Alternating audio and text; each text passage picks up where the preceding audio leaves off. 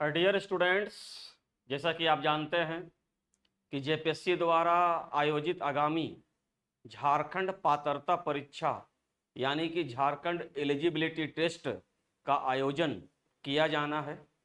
इसके अंतर्गत ऐसे सभी कैंडिडेट्स जो जेट क्वालिफाई करेंगे उनको दो अवसर मिलेंगे, यानी उनके लिए दो रास्ते खुल जाएंगे कैरियर बनाने के फील्ड में। एक कि वो झारखंड के विभिन्न यूनिवर्सिटीज, विश्वविद्यालय और कॉलेजों में असिस्टेंट प्रोफेसर यानी कि सहायक प्राध्यापक के तौर पर पढ़ाने के लिए एलिजिबल हो जाएंगे, और दूसरी कि पीएचडी में एडमिशन के लिए वो एलिजिबल हो जाएंगे। इन दोनों अवसरों में सफलता प्राप्त करने के लिए आपको जेपीएससी द्वारा आयोजित जेट क्वालिफाई करना होगा। जेट का जो सिलेबस है हिस्ट्री का, इतिहास का, वो लगभग वही सिलेबस है जो यूजीसी एनटीए नेट जेआरएफ के लिए हिस्ट्री का सिलेबस जो तय है या जो सिलेबस बनाया गया। हाँ, फर्क केवल इतना है कि यूजीसी एनटीए नेट में हिस्ट्री से पूछे जाने वाले क्वेश्चन का जो स्टैंडर्ड होगा वो हाई लेवल का होगा, और जेट में हिस्ट्री से पूछे जाने वाले क्वेश्चन का स्टैंडर्ड जो होगा वो उतने हाई लेवल का नहीं होगा जितना कि नेट में हाई लेवल का होता है। लेकिन ऐसा मान लेना भी उचित नहीं होगा कि जेट में पूछे जाने वाले क्वेश्चन का जो लेवल है वो लो होगा, ऐसा भी नहीं मानकर चलना है। ठीक है, तो आज हम लोग द साइंस एरा के इस ऑनलाइन प्लेटफॉर्म से जेपीएससी द्वारा आयोजित आगामी जो जेट की परीक्षा होने वाली है उसके अंतर्गत हिस्ट्री, इतिहास में कुछ ऐसे महत्वपूर्ण टॉपिक्स पर डिस्कशन करेंगे जो आपकी परीक्षा के लिए मील का पत्थर साबित होगा, माइलस्टोन साबित होगा। कुछ दिनों के बाद हमारी एप्लीकेशन में इतिहास के लिए कंटिन्यू और सिस्टमेटिक तरीके से और अकॉर्डिंग टू सिलेबस क्लासेस शुरू होगी। ठीक है, तो आज हम लोग एक नया टॉपिक लाए हैं जो बहुत ही इंपॉर्टेंट टॉपिक माना जाता है, चाहे वह यूजीसी एनटीए नेट की परीक्षा हो, चाहे आगामी जेट की परीक्षा हो। यहाँ से एक दो क्वेश्चंस आते ही आते हैं। प्राचीन भारत के जो ऐतिहासिक स्रोत है यानी कि historical sources of ancient history of India जो है, वहाँ से क्वेश्चंस आते हैं। हालांकि प्राचीन भारत के ऐतिहासिक स्रोत को हम लोग कई वर्गों में क्लासिफाइड, वर्गीकृत कर सकते हैं। एक साहित्यिक स्रोत है। अब साहित्यिक स्रोत में भी जाएंगे तो वहां भी धार्मिक है, गैर धार्मिक है या पंथ निरपेक्ष ग्रंथ है। फिर इसके अलावे जब हम पूरा तात्विक प्रमाण पर आते हैं तो वहां पर बहुत सारी चीजें हमारे सामने आती है, जैसे कि अभिलेख है, सिक्के हैं, स्मारक है, ठीक है, या फिर जो खुदाई से जो चीजें निकलती है वो सारी चीजें पुरातात्विक स्रोत के अंतर्गत आती है। तो एक चीज तो हम लोग यहाँ पर ये याद कर लेते हैं, पहली बात कि प्राचीन भारतीय इतिहास, चाहे मध्यकालीन भारतीय इतिहास, चाहे आधुनिक भारतीय इतिहास के अंतर्गत जो अभिलेखों का इतिहास होता है ना, जो अभिलेखों का इतिहास होता है, हम उस पर बात कर रहे हैं। जैसे कि लिखा हुआ है, देखिए ना, अभिलेख ना, देखिए लिखा हुआ है अभिलेख। कभी कभी क्वेश्चन ऐसा भी आ जाता है कि इतिहास में पूरा तात्विक प्रमाणों के अंतर्गत अभिलेख का अध्ययन क्या कहलाता है, यानी कि सामाजिक विज्ञान की जिस ब्रांच के अंतर्गत हम पूरा तात्विक स्रोतों के अंतर्गत अभिलेखों का अध्ययन करते हैं उसे हम क्या कहते हैं, यह भी क्वेश्चन आता है कभी कभी। हालांकि छोटा क्वेश्चन जरूर है, लेकिन छोटे छोटे क्वेश्चन में भी ज्यादा परेशानी होती है इतिहास के विद्यार्थियों के लिए। इसको बोलते हैं इपिग्राफी, याद रखिएगा, इपिग्राफी। इंग्लिश में भी, हिंदी में यही होगा, इपिग्राफी। यानी कि हम सामाजिक विज्ञान के अंतर्गत जो भी इतिहास के स्रोत हैं उन स्रोतों के अंतर्गत अभिलेखों का अध्ययन हम जिसके अंतर्गत करते हैं उसको हम इपिग्राफी कहते हैं। ठीक है, इपिग्राफी का एक सीधा मतलब होता है अभिलेखों का अध्ययन का विज्ञान, यानी कि the science of the study of records. सामान्य भाषा में रिकॉर्ड्स कहेंगे अभिलेखों को, लेकिन अभिलेखों के अध्ययन को इपिग्राफी के नाम से जाना जाता है। एक चीज और इसमें इंपॉर्टेंट चीज जानिए आप कि स्रोतों में, सोर्सेस में, स्रोतों में सर्वाधिक माने सबसे ज्यादा सर्वाधिक प्रामाणिक स्रोत, यानी कि इतिहास में या इतिहास को जानने के लिए जितने भी ऑथेंटिक सोर्सेस हैं उनमें सबसे ज्यादा ऑथेंटिक स्रोत अभिलेखों को ही माना जाता है। ये याद रख लीजिएगा। इसलिए छोटा सा क्वेश्चन आता है कि ऐतिहासिक स्रोतों के अंतर्गत किस स्रोत को सर्वाधिक प्रामाणिक यानी कि मोस्ट ऑफ ऑथेंटिक माना जाता है, तो आंसर होता है अभिलेख। ठीक है, अभिलेख। हम लोग आते हैं कि भारतीय इतिहास के अंतर्गत खासतौर से एंशियंट हिस्ट्री की हम बात करेंगे। प्राचीन भारतीय इतिहास के अंतर्गत ऐतिहासिक स्रोतों में जो पुरातात्विक स्रोत हैं उसके अंतर्गत अभिलेख किस तरह प्राचीन भारतीय इतिहास को समझने और उसका अध्ययन करने में हमारी मदद करता है, यही आज का मेन टॉपिक है। ठीक है, चलिए हम लोग आते हैं और देखते हैं कि इसको हम लोग कई भागों में बांट देते हैं। ठीक है, कई भाग में इसको हम लोग बांटने का काम करते हैं। ठीक है, एक है जैसे देखिए हम लोग देख रहे हैं अभिलेख, अभिलेख देख रहे हैं। ठीक है, अभिलेख है, थोड़ा मोटा कर देते अच्छा रहेगा। ठीक है, अभिलेख है ये। अब देखिए अभिलेख में हम लोग ऐसे करके बांटते हैं। एक तरफ देखेंगे कि विदेशों से प्राप्त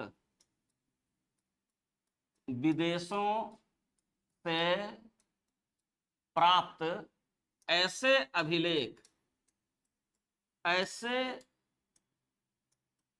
अभिलेख जो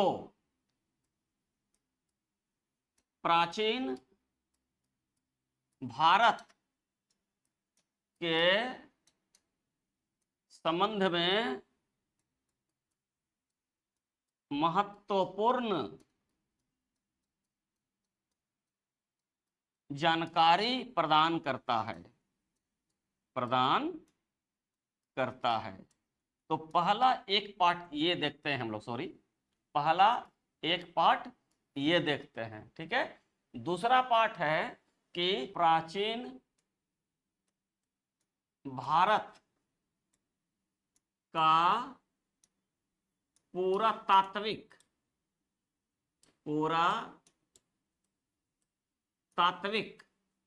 स्रोत के तौर पर, सोर्सेस के तौर पर जो हम लोग अभिलेख पढ़ रहे हैं उसका यहाँ पे सिस्टमेटिक अध्ययन करेंगे।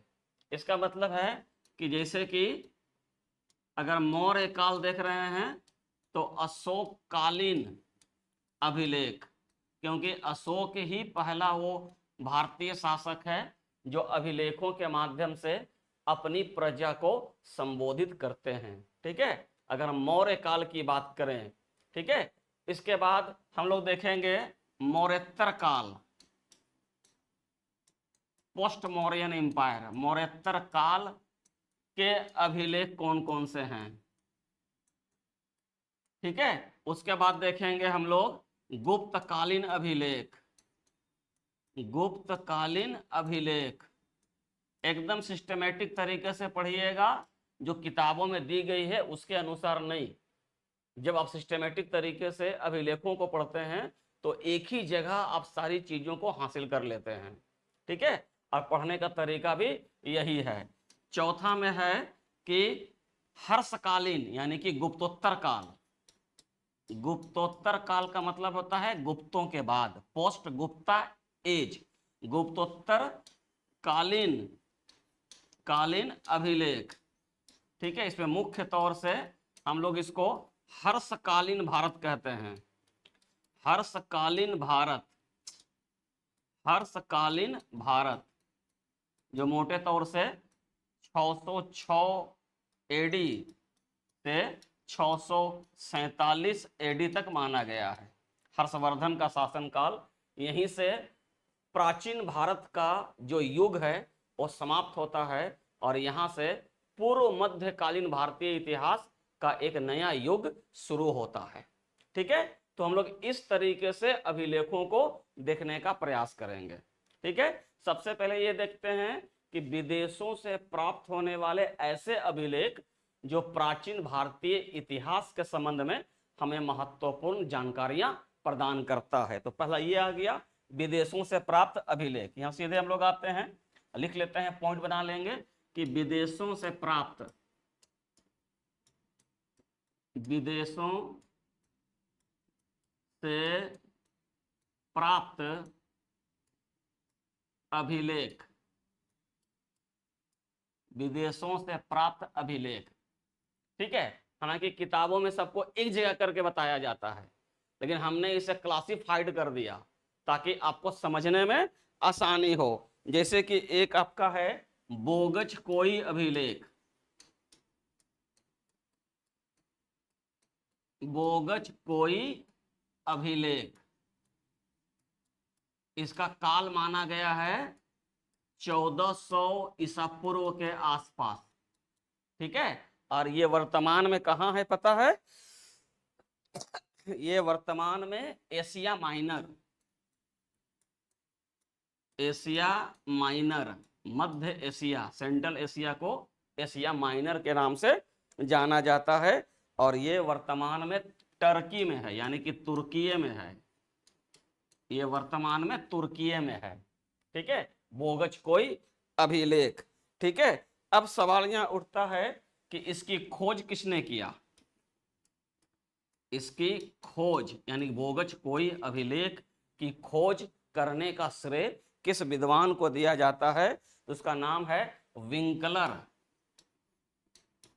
विंकलर नामक व्यक्ति ने इसकी खोज की थी, बोगचकोई अभिलेख की। और ये ईस्वी अगर आप लिखना चाहते हैं तो 1907 में विंकलर ने बोगचकोई अभिलेख का खोज किया था। अब इसकी विशेषता क्या है? 3 नंबर पे देखिए, जहां से सवाल आएगा हम वहीं पर डिस्कशन कर रहे हैं आपसे कि इसकी विशेषता क्या है। तो ऋग्वेद में, ऋग्वैदिक देवताओं का वर्णन, यानी कि बोगचकोई अभिलेख में ऋग्वैदिक देवताओं का उल्लेख है। वैदिक एज को हम लोग 2 भाग में बांटते हैं ना, एक आपका है 1500 से 1000 ईसा पूर्व, इसको हम ऋग्वैदिक एज कहते हैं, और एक है 1000 से 600 ईसा पूर्व, इसे हम पोस्ट वैदिक एज या उत्तर वैदिक काल कहते हैं। तो ऋग्वेद में जिन देवताओं का उल्लेख है उनमें से 4 ऐसे प्रमुख देवता हैं जिसका उल्लेख बोगचकोई अभिलेख में हुआ है। ये देवता कौन कौन है वो मैं लिखवा देता हूं। ठीक है, एक है इंद्र, एक है इंद्र जिसे ऋग्वेद में पुरंदर कहा गया है। अब पुरंदर का अर्थ होता है कीलों को ध्वस्त करने वाला देवता। इसी आधार पर मार्टिन व्हीलर ने यह विचार दिया था कि आर्यों ने ही हड़प्पा सभ्यता का सर्वनाश कर दिया, क्योंकि आर्यों का ही देवता इंद्र को माना गया है। हालांकि ये बात सही नहीं है, बाद में डिस्कशन करेंगे हम लोग इस पर। एक है इंद्र, है मित्र, मित्र भी एक देवता है, और तीसरा जो इंपॉर्टेंट देवता जिसका उल्लेख बोगचकोई अभिलेख में हुआ है वो है वरुण। वो क्या है? वरुण। ठीक है, वरुण कौन है? वरुण को ऋग्वेद में प्राकृतिक संतुलन का देवता माना गया है। प्राकृतिक संतुलन का देवता वरुण को माना गया है, लेकिन बाद में वरुण जल का देवता बन जाता है। वर्तमान में वरुण जल का देवता है। ठीक है। और एक है आपका नासत्य, चौथा नंबर पे है नासत्य।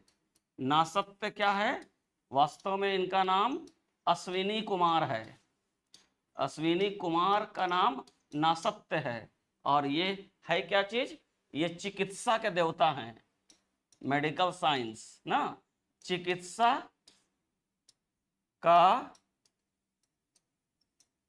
देवता है ये नासत्य या अश्विनी कुमार। तो इन चारों देवताओं का उल्लेख बोगच कोई अभिलेख में मिला है। ठीक है। और ये चारों ऋग्वैदिक देवता हैं। आप सोचिए कि बोगच कोई अभिलेख कहाँ मिला? तुर्की, एशिया माइनर में, तो विदेश में है वो। ठीक है। विदेशों में भी कई ऐसे अभिलेख मिले हैं जो प्राचीन भारतीय इतिहास के संबंध में महत्वपूर्ण स्रोत के तौर पर आज भी उपयोगी है। ठीक है। दूसरा नंबर आते हैं, दूसरा है आपका डेरियस प्रथम। ठीक है। आगे आते हैं, एक है डेरियस प्रथम का अभिलेख। डेरियस प्रथम, इसको भारतीय इतिहास में दारा प्रथम कहते हैं, का अभिलेख, का अभिलेख। ठीक है। का अभिलेख। अब ये जानिए कि डेरियस प्रथम या दारा प्रथम था कौन, तब आपको ज्यादा समझ में आएगा चीजें। ठीक है। हाँ, डेरियस प्रथम या दारा प्रथम वास्तव में ईरान में हखमनी साम्राज्य हुआ करता था प्राचीन भारत में। इसी हखमनी साम्राज्य का एक शक्तिशाली शासक हुआ जो डेरियस प्रथम, और भारतीय ऐतिहासिक स्रोतों में इनका नाम दारा प्रथम मिलता है, उसकी जानकारी हमें मिलती है। ठीक है। इसका 3 अभिलेख है ना, एक है नक्शे रुस्तम, एक है नक्शे रुस्तम, और एक है बेहिस्तून। ठीक है। एक है आपका नक्शे रुस्तम और एक है बेहिस्तून अभिलेख। बेहिस्तून अभिलेख, अभिलेख। और एक तीसरा नंबर का जो अभिलेख मिला है डेरियस प्रथम का, ये ईरान में आ जाएगा क्योंकि हकमनी साम्राज्य का ये शासक था और हकमनी साम्राज्य ईरान में था। एक था आपका हमादान अभिलेख, हमादान अभिलेख। डेरियस प्रथम के इन तीनों अभिलेखों में भारत पर ईरान के आक्रमण का वर्णन किया गया है।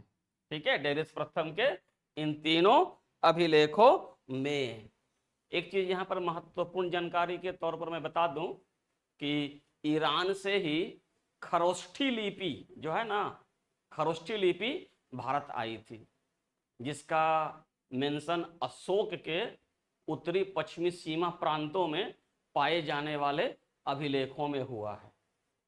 ठीक है। खरोष्ठी लिपि का। अब यहां पर आगे हम लोग आते हैं और सीधे आते हैं अशोक के अभिलेख। हमने 2 भाग में बांटा था ना, एक विदेशों से प्राप्त होने वाले अभिलेख और एक भारतीय इतिहास के अभिलेख। तो भारत में अभिलेखों का इतिहास जिस शासक से शुरू होता है वह मौर्य शासक अशोक था, जो चंद्रगुप्त मौर्य का पोता और बिंदुसार का पुत्र था। ठीक है, अशोक। अब यहां पर हम लोग आते हैं कि सम्राट अशोक का अभिलेख। हालांकि जब सम्राट अशोक हम लोग पढ़ेंगे सिस्टमेटिक तरीके से तो वहां पर अशोक के अभिलेखों के संबंध में हम लोग ज्यादा डिटेल समझने और जानने का प्रयास करेंगे। लेकिन यहां पर हम लोग केवल ये देखेंगे कि भारत में अशोक के अभिलेखों से ही भारत में अभिलेखों का इतिहास शुरू होता है। ठीक है। चलिए आते हैं अशोक का अभिलेख। अशोक का अभिलेख, अशोक का अभिलेख। ठीक है, अब यहाँ पे अशोक का अभिलेख पहले ये देखेंगे कि किससे बना हुआ है, किससे निर्मित है। जो जो क्वेश्चन आता है मैं वही चीज बता रहा हूं। ठीक है, तो ये बलुआ पत्थर आप लिख सकते हैं, चूना पत्थर, बलुआ पत्थर, खास तौर से चूना पत्थर होता है, चूना पत्थर से बना है, जो आता कहां था, बनारस के चुनार, बनारस में जगह का नाम है चुनार, वहीं से ये चूना पत्थर मंगाया जाता था और इन्हीं चूना पत्थरों से अशोक के अभिलेखों का निर्माण किया जाता था। ठीक है, आगे हम लोग आते हैं। ठीक है, इसकी भाषा क्या थी, तो अशोक के अभिलेखों में केवल एक भाषा का उल्लेख नहीं हुआ है।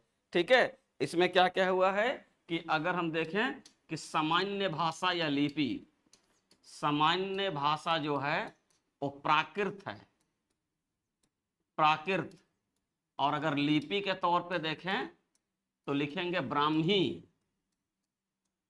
ब्राह्मी लिपि, और भाषा के तौर पे प्राकृत। अशोक के अभिलेखों में सामान्य तौर से ब्राह्मी लिपि का प्रयोग हुआ है। ठीक है, इसके अलावे एक है अरमाइक लिपि,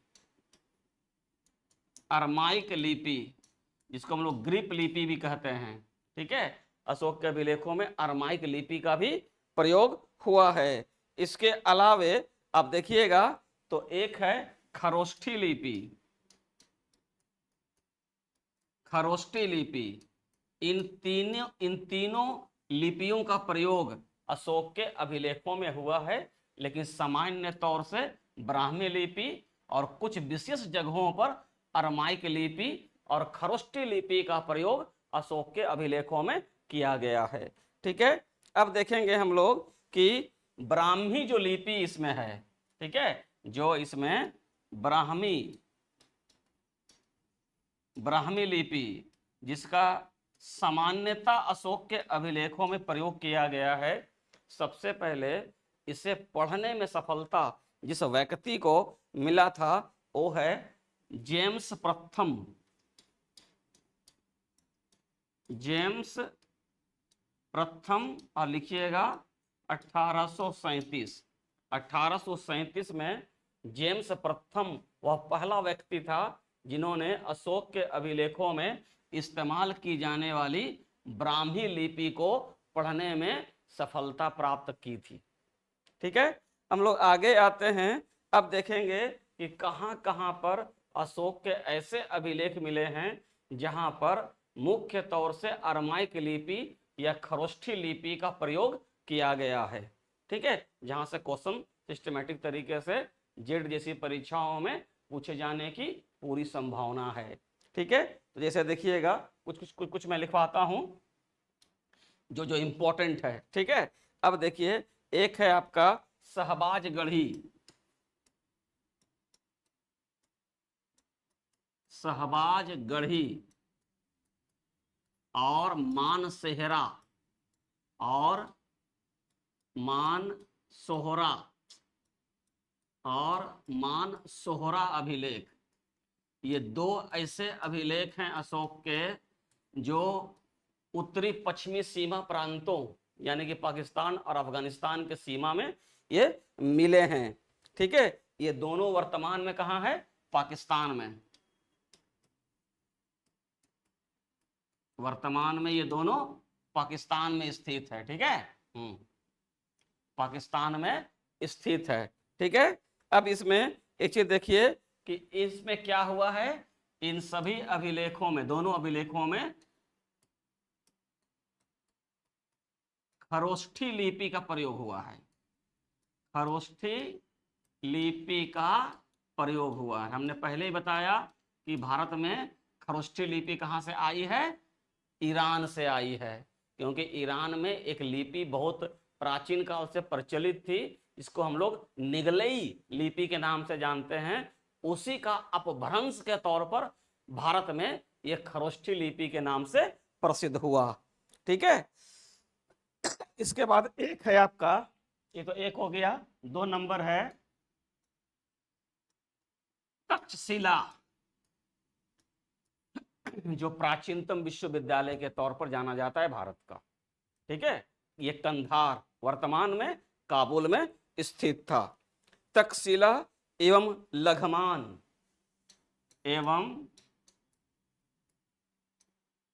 लघमान अभिलेख, और ये दोनों अफगानिस्तान के काबुल में स्थित है, उसकी राजधानी काबुल में स्थित है। इन दोनों अभिलेखों में जो अशोक के अभिलेख हैं, ये भी सीमा प्रांत के ही अभिलेख हैं। इसमें क्या हुआ है, अरमाइक लिपि का प्रयोग हुआ है, अरमाइक लिपि का प्रयोग किया गया। किसमें किसमें किया गया है, तक्षशिला और लघमान अभिलेख में। जबकि शहबाजगढ़ी और मानसोहरा अभिलेख जो पाकिस्तान में है, इसमें खरोष्ठी लिपि का प्रयोग किया गया है। ठीक है, इसके बाद हम लोग आते हैं कि अगर ये भी आपको नॉलेज में होना चाहिए कि अभी तक, हालांकि सभी तो प्राप्त नहीं है, अभी तक अशोक के 40 अभिलेख प्राप्त हो चुके हैं, अभिलेख प्राप्त हो चुके हैं। कई स्रोतों से ये जानकारियां उपलब्ध कराई गई है जो अपडेट है। ठीक है, 40 अभिलेख। इसमें आप देखिएगा कि अशोक का नाम उसके अभिलेखों में किस रूप में देखने को मिलता है। जैसे कि अशोक का नाम, हालांकि पुराणों में तो इसको अशोक वर्धन, विष्णुवर्धन के नाम से पुकारा गया है, लेकिन अशोक का नाम अभिलेखों में अगर देखा जाए तो अशोक अभिलेखों में अपना नाम मुख्य तौर से 2 नाम बताया है। एक बताया है पियादस्सी, यानी कि सबका प्यारा, और दूसरा है देवाना पिया, देवाना पिया यानी कि देवताओं के लिए भी प्रिय। तो ये 2 नाम अशोक के अभिलेखों में अशोक के नाम के तौर पर हमें मिलता है। ठीक है, अब यहां पर देखेंगे हम लोग कि कलिंग एक अभिलेख है अशोक का, कलिंग अभिलेख। अब जानते हैं ना कि अशोक ने कलिंग पर विजय कब प्राप्त की थी, 261 ईसा पूर्व में, जो कि भयंकर युद्ध था। इस पर फिल्म भी बना है, देखा है आप लोगों ने। ठीक है, चलिए, इसमें क्या है कि इसको हम लोग 6ठा और 13 अभिलेख इसमें है। इसमें 6ठा और 13वां अभिलेख जो है अशोक का, जो 6ठा और 13वां अभिलेख है, उसका संबंध कलिंग युद्ध से है। ठीक है, जो अशोक और कलिंग के बीच हुआ था। अब इसमें यह भी जान लीजिए आप कि ये जो 6ठा अभिलेख है, इसमें अशोक ने कलिंग युद्ध के बाद अपनी प्रजा को संबोधित करते हुए सत्य अहिंसा के मार्ग पर चलने की बात करता है। और जो 13वां अभिलेख है, इसमें कलिंग युद्ध के भयंकर परिणामों का उल्लेख है। 13वें अभिलेख में अशोक ने आठविक जातियों को चेतावनी देने का भी काम किया। ये आठविक जातियां सीमा प्रांतों में रहने वाली एक ऐसी जनजाति थी जो समय समय पर उपद्रव किया करती थी। इसके बाद हम लोग आते हैं, जैसे कि अशोक के 14 बृहत अभिलेख मिला है। अगर देखा जाए तो अशोक का जो बृहत अभिलेख हमें मिला है, अभिलेख मिला है, बृहत अभिलेख जो मिला है, उसकी संख्या कितना है, 14 है, 14 है।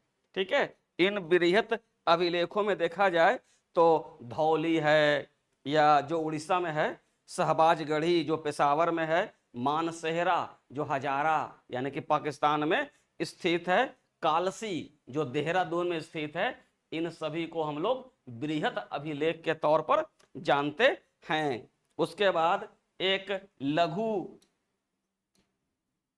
लघु शिलालेख भी है, शिलालेख, इसकी संख्या भी अगर अपडेट किया जाए तो 14 बताई जाती है, 14।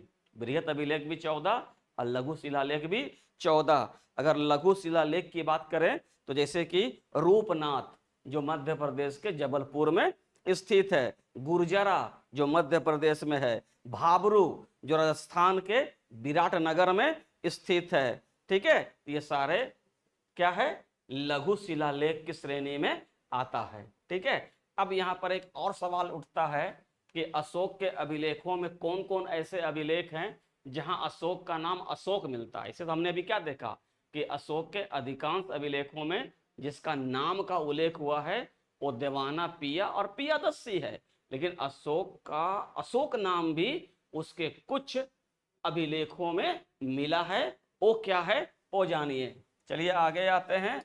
अशोक का नाम अशोक, अशोक का नाम अशोक किन किन अभिलेखों में हमें मिलता है, ये भी पूछता है एग्जाम में, और जेट में भी पूछने की पूरी संभावना है। ठीक है, ये है आपका, एक आपका है मास्की अभिलेख, मास्की जो कर्नाटक में है, गुर्जरा और रेनगुंटा, रेनगुंटा, ये तीन ऐसे अभिलेख हैं जो अशोक के नाम अशोक के रूप में प्रदर्शित करता है। ठीक है, ये तीन ऐसे अभिलेख माना गया है। हम लोग आगे आते हैं। ठीक है, अब देखते हैं कि अशोक के अभिलेखों में एक स्तंभ लेख भी है, जैसे कि बृहत अभिलेख है, लघु शिलालेख है, तो एक स्तंभ लेख भी है। ठीक है, स्तंभ लेखों की संख्या अगर अशोक का देखा जाए तो वर्तमान जानकारी के अनुसार स्तंभ लेखों की संख्या 7 बताई गई है, 7 बताई गई है। इसमें अगर देखा जाए तो दिल्ली यानी कि टोपरा में जो स्थित है, जिसको तुगलक शासक फिरोज शाह तुगलक क्या किया था कि दिल्ली टोपरा से इसको उठा के दिल्ली अपने यहाँ लाया गया था। ठीक है, इसके अलावा एक लौरिया नंदनगढ़ है, ठीक है, जो बिहार के चंपारण में स्थित है। इसके बाद है आपका लघु शिलालेख,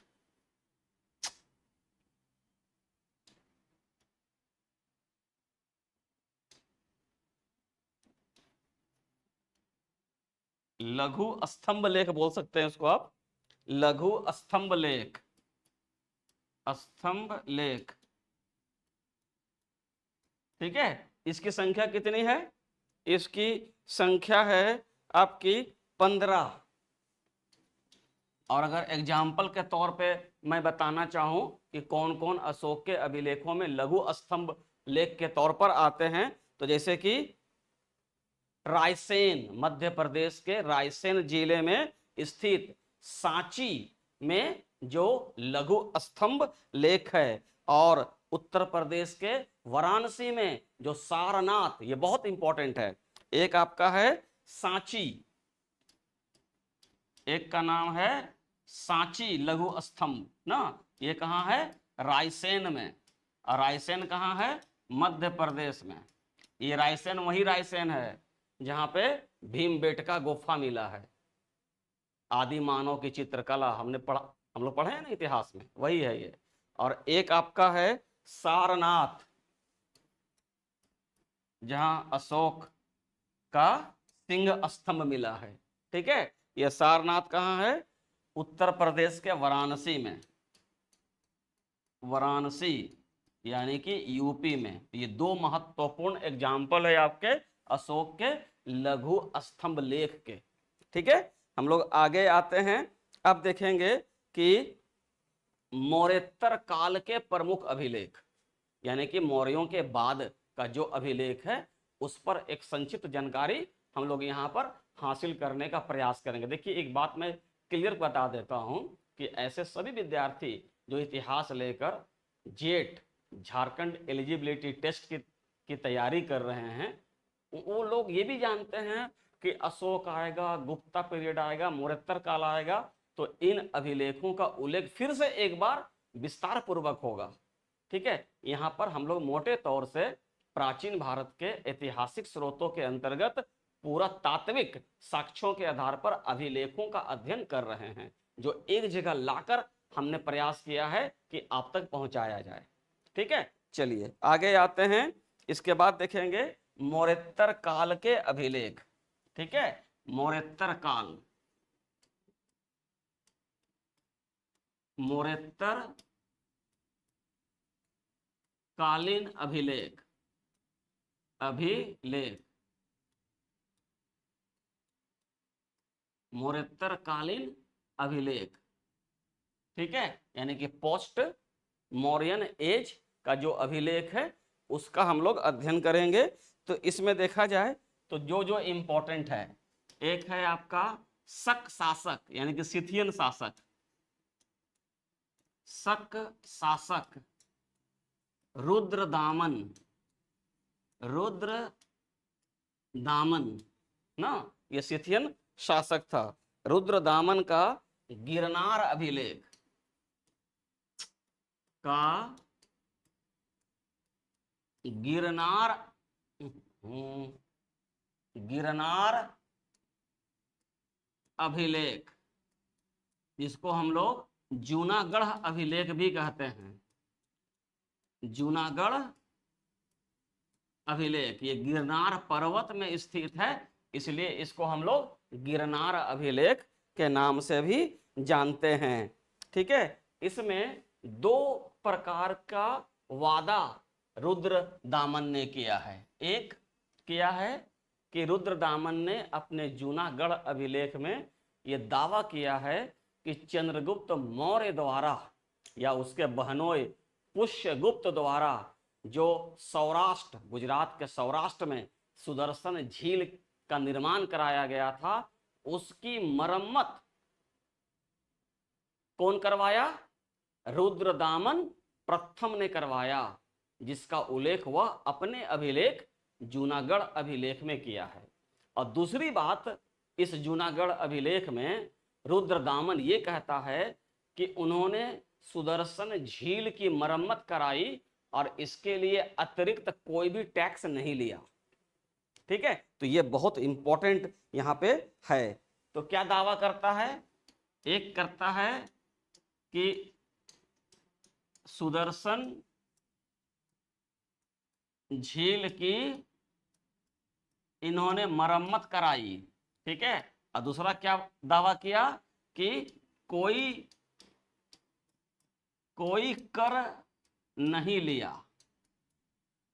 कोई टैक्स नहीं लिया। ये दोनों बातों का जिक्र किसमें है? सिथियन या शक शासक रुद्रदामन प्रथम के जूनागढ़ अभिलेख में मिलता है। ठीक है, इसके बाद एक है आपका ये, एक दूसरा है हाथी गुफा अभिलेख, हाथी गुफा अभिलेख। ये किसका है भाई? ये उड़ीसा के चेदी शासक, इसका नाम था खारवेल, इसका नाम क्या है? खारवेल ना। तो दूसरा अभिलेख जो है मौर्योत्तर काल का इंपॉर्टेंट, वो है हाथी गुफा अभिलेख, जो उड़ीसा के या कलिंग के चेदी शासक खारवेल का है। ये खारवेल जैन धर्म का पोषक और प्रचारक भी था, तो स्वाभाविक है कि वह अपने हाथी गुफा अभिलेख में जैन धर्म के प्रचार प्रसार का उल्लेख करेगा, तो किया भी है। ठीक है, हाथी गुफा अभिलेख। ठीक है, ये कहां पे स्थित है? ये उड़ीसा के भुवनेश्वर के उदयगिरी पर्वत पर स्थित है। ठीक है, याद रहेगा। और खास तौर से ये जैन धर्म, इसमें जैन धर्म के प्रचार प्रसार का उल्लेख खारवेल किया, क्योंकि खारवेल स्वयं जैन धर्म का संरक्षक और जैन धर्म का अनुयायी था। तो मौर्योत्तर काल में ये दो ऐसे महत्वपूर्ण अभिलेख हैं जो हमें ऐतिहासिक दृष्टिकोण से प्रमाणिक स्रोत के तौर पर हमें कई जानकारियां उपलब्ध कराती है। ठीक है, उसके बाद आते हैं गुप्त काल ना, उसके बाद क्या आएंगे, गुप्त काल, क्योंकि मौर्योत्तर काल के बाद सीधे गुप्त काल आता है, गुप्ता एज। तो हम लोग क्या लिखेंगे, गुप्तकालीन अभिलेख, गुप्तकालीन अभिलेख, गुप्तकालीन अभिलेख। ठीक है।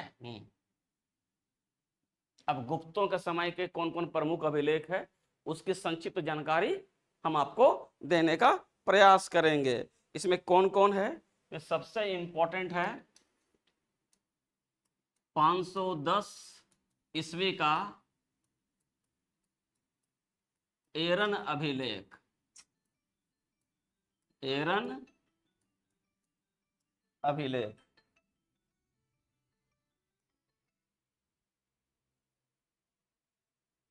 ठीक है, एरन अभिलेख है। इसमें क्या है, इसमें यह सती प्रथा का, ये सती प्रथा का प्रथम अभिलेखीय प्रमाण है, अभिलेखीय प्रमाण इसको माना गया है। यानी कि सती प्रथा का प्रथम अभिलेखीय प्रमाण अगर कहीं पर मिलता है तो वह गुप्तकालीन 510 ईस्वी का एरन अभिलेख है। ठीक है, इसमें क्या वर्णन है कि गुप्त शासक भानुगुप्त का एक सेनापति हुआ करता था ना, उस सेनापति की मृत्यु के बाद उसकी पत्नी सती हो जाती है, उसका उल्लेख इसमें एरन अभिलेख में किया गया है। ठीक है, उसके बाद आपका है समुद्रगुप्त का प्रयाग प्रशस्ति,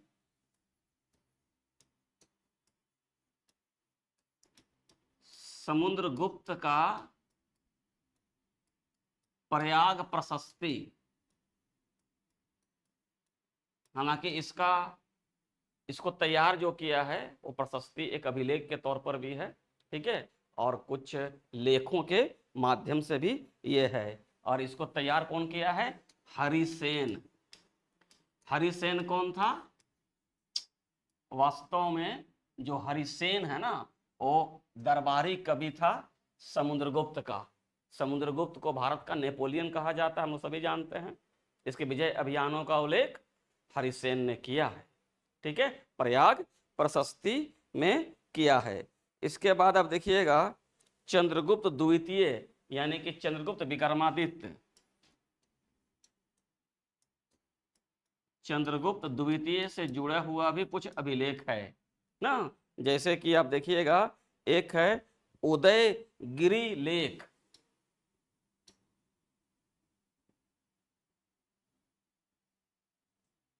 ठीक है,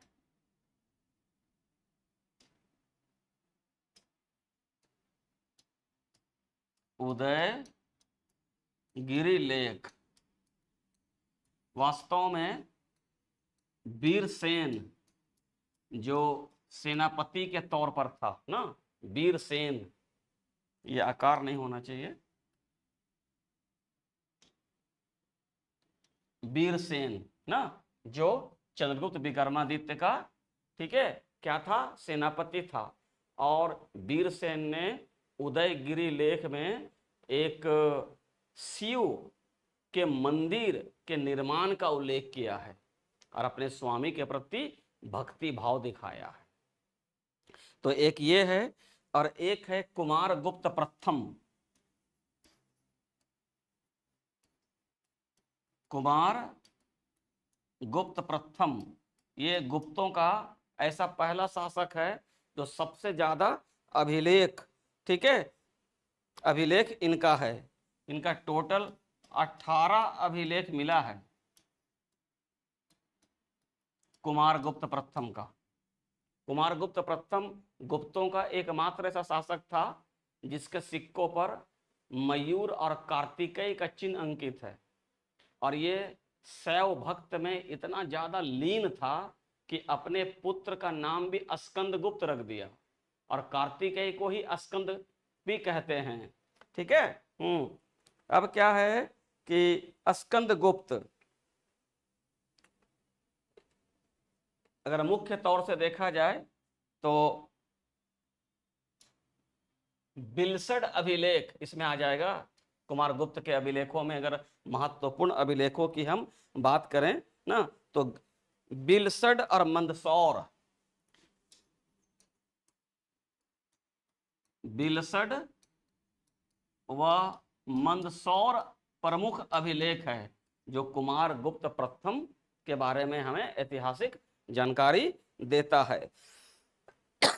इसके अलावे आप देखेंगे कि एक है स्कंदगुप्त का भीतरी अभिलेख, स्कंदगुप्त का भीतरी अभिलेख जो गुप्तों के समय की विखंडनकारी शक्तियों का मेंशन करता है जब हुनों ने उत्तरी भारत में आक्रमण करना शुरू कर दिया था। ठीक है, भीतरी अभिलेख। अब यहाँ पे क्या है, ये भीतरी उत्तर प्रदेश में। अब यहाँ पर एक और बहुत महत्वपूर्ण सवाल उठता है, भूमि दान, बहुत इंपॉर्टेंट है ये। ठीक है, भूमि दान,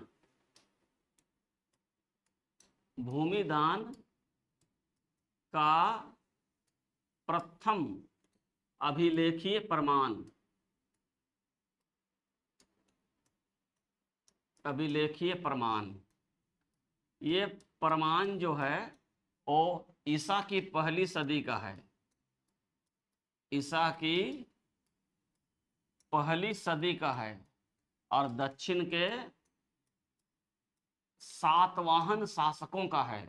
सातवाहनों ने, ठीक है, यज्ञ के दौरान, यानी कि यज्ञ के दौरान ब्राह्मणों को पहली बार जो भूमि दान दिया गया था उसका प्रथम अभिलेखीय प्रमाण यही है, ईसा की पहली सदी का है। इसके बाद हम लोग आते हैं हर्षवर्धन, लास्ट है ये, यहाँ खत्म हो जाएगा एंशिएंट हिस्ट्री। हर्षवर्धन और दक्षिण के चालुक्य शासक पुलकेशियन द्वितीय, पुलकेशियन द्वितीय, इन दोनों के बीच युद्ध का वर्णन एक महत्वपूर्ण अभिलेख में हुआ है।